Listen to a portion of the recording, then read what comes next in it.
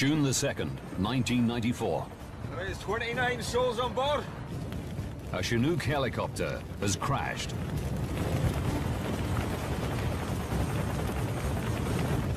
Everyone on board is dead. They include Northern Ireland's top anti-terrorism experts and one of the Royal Air Force's most experienced crews. Flight Lieutenant Jonathan Tapper was a superbly qualified and dedicated member of that force. When the report is published, tragedy turns to shock and outrage. I can't see how you can accuse people of being negligent without having any proof for it. A firestorm of controversy ignites over what really happened on that barren hillside.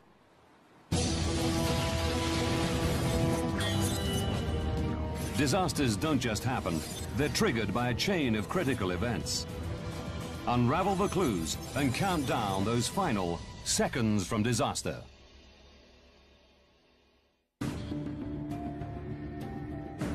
Northern Ireland. Belfast.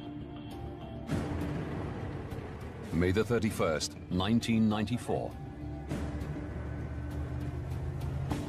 The British Army is on high alert in the face of the IRA's ongoing terror campaign. 0730. Irish government sources believe the provisionals may not stop the violence during the lifetime of this government. At the military base, RAF Aldergrove, Flight Lieutenant Jonathan Tapper arrives for work. Morning. Morning. IRA hardliners are believed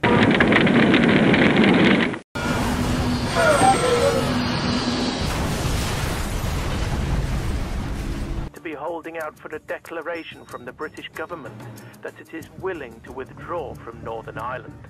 Tapper is a Special Forces helicopter pilot. A new class of the giant Chinook, the HC-2, has just arrived for use in the troubled province.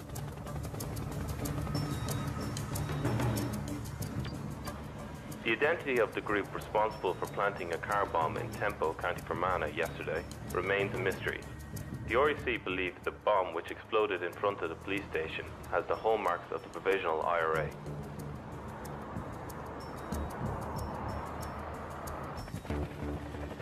After 14 years' service with the RAF, the Chinook has undergone an extensive refit. New computerized control systems mean flying the Chinook is much simpler for the pilots.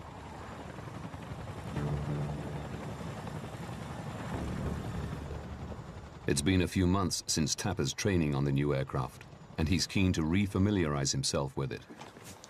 Hello, Chief. How's she looking? It's looking okay, sir. The forms are all filled in. Brilliant. Great stuff, thanks. No problem, sir. Tapper's been ordered to fly in the new Chinook the day after tomorrow. Yeah. But with the high level of terrorist activity, his mission remains classified. Hello, Dad. Hi, yeah, it's John. How are you? Later that day, Tapper expresses his concerns about the new helicopter in a call with his father. There's a few teething problems, I think. A couple of things not quite clicking, but we'll see. I actually asked if we could take out one of the old Chinooks. They said no. Yeah, no chance.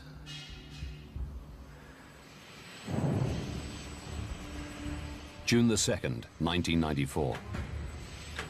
0945.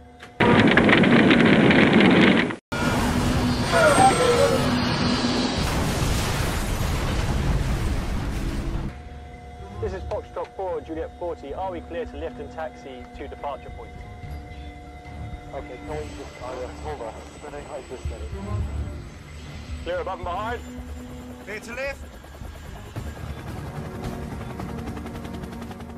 Tapper lifts off in the new Chinook for the first of the day's missions. Piloting Zulu Delta 576 is Flight Lieutenant Richard Cook. A spate of IRA attacks on British soldiers means road transportation is unsafe. Tapper's crew are flying troops around bases in Northern Ireland. Certainly less vibration than the old ones. Communication between the nav here. Not the same reading as the map.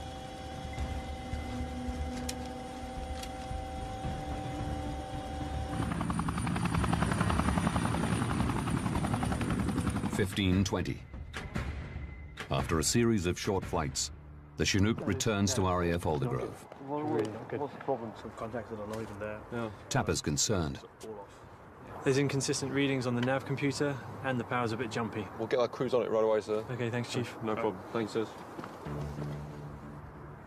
Tapper's next mission involves a higher level of security clearance. His crew is to fly 25 of Northern Ireland's top anti-terrorism experts to a conference in the north of Scotland. 1600 hours. All right, lads. Ahead of the flight, Cook and Tapper conduct a sortie brief with their 2 crew members. Weather's in our favour. Mostly clear, but there's a 30% chance of poor visibility on the mole. We're flying VFR. VFR, or Visual Flight Rules, allow the crew to fly at low level, navigating by eye rather than instruments. Our first waypoint is the lighthouse here on the mole. We'll continue in a northerly direction, hugging the coast along the west side. It's a route both Tapper and Cook have flown before. 1700 hours. Sir? The threat of terrorist attack means passengers are asked to identify their baggage. Sir? Amongst the intelligence experts on the flight is Assistant Chief Constable Brian Fitzsimmons. He's well known for helping mastermind a string of successes against the IRA. The passenger list is so sensitive, it's shredded on takeoff.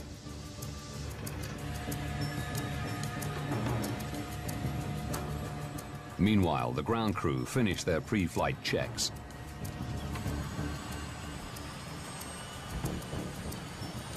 This is Foxtrot 4, Juliet 40. Are we clear to lift and taxi to departure point?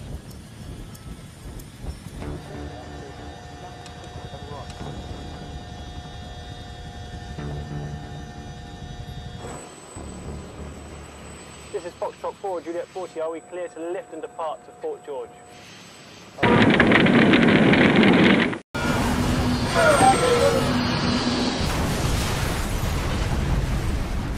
Okay, can we just hold on? Steady, right, just steady. Clear above and behind. Clear to lift.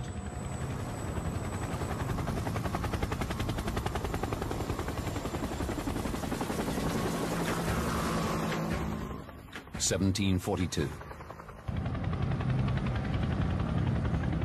The journey time to Fort George Army Base is approximately 2 hours.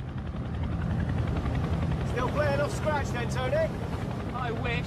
I've been spending more time in the bunker than on the green recently.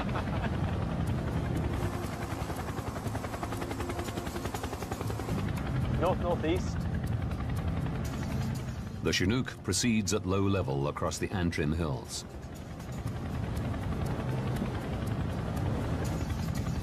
En route, the crew make routine radio contact with RAF Kinloss in Scotland. Aldergrove approach, this is Foxtrot 4, Juliet 40. Coasting out and changing to low-level frequency. Hold on, steady, right, just steady. Aldergrove approach, this is Foxtrot 4, Juliet 40. Coasting out and changing to low-level frequency. About 6, 7 knots.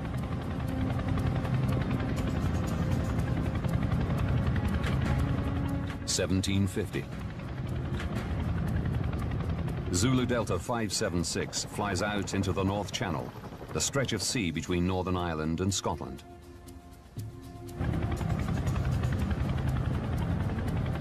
They are now 78 kilometers from their first waypoint, the lighthouse on the Mull of Kintyre.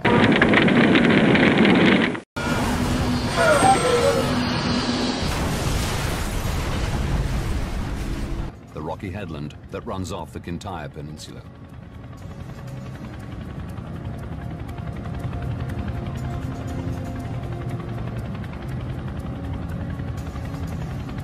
Key kids here.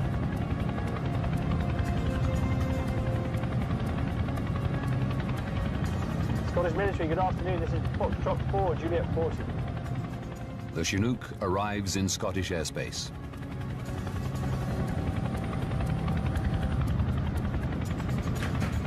$17.55. Out sailing, Mark Holbrook hears the sound of a large helicopter coming in low.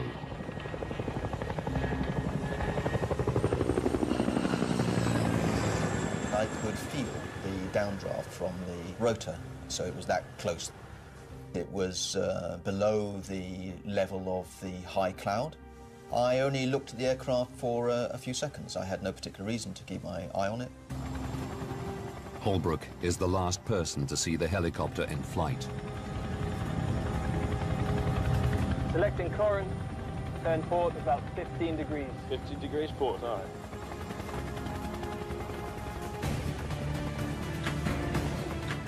$17.59.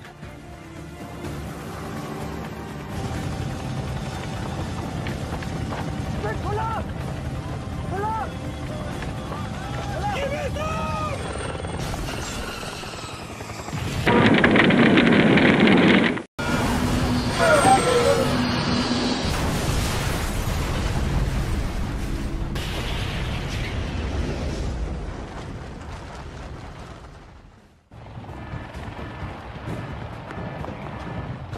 RAF Kinloss, near Inverness in the north of Scotland.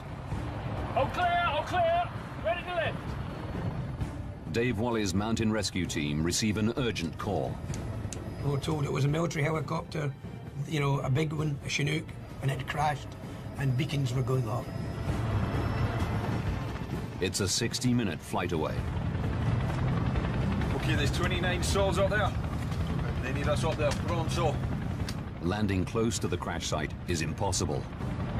The mist was very, very much down. We could only see the sea. We could see a bit of the lighthouse. It's gonna be one hell of a mess up there, man. Guys, we can't land at the site. The only safe option is the lighthouse helipad. It was a bit windy, completely heavy sea air. Very, very poor visibility, but you can smell the smell of aviation. So you know the aircraft is not just crashed, it's been in fire. Carrying just first aid equipment, the rescue team make their way to the crash site, 300 meters up the Mall. It took us 20 minutes to run in, and as we're coming in, we're finding more and more debris. This way! Over here!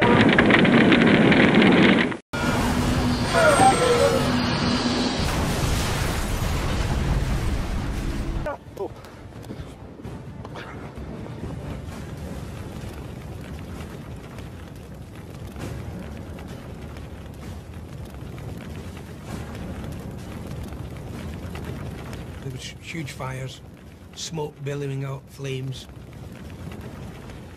and things going bang in bits and pieces because the aircraft had only crashed about an hour before.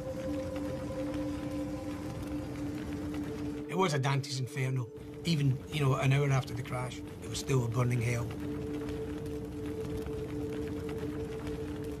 We were hoping, with 29 people on board and a big aircraft, a big helicopter, that we would find some survivors.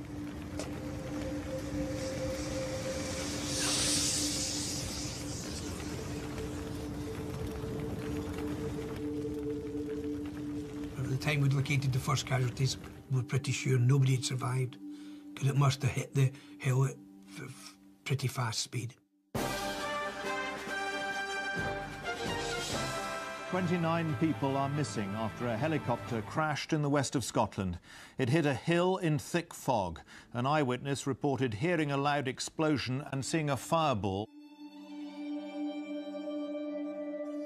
All 29 people on board are killed.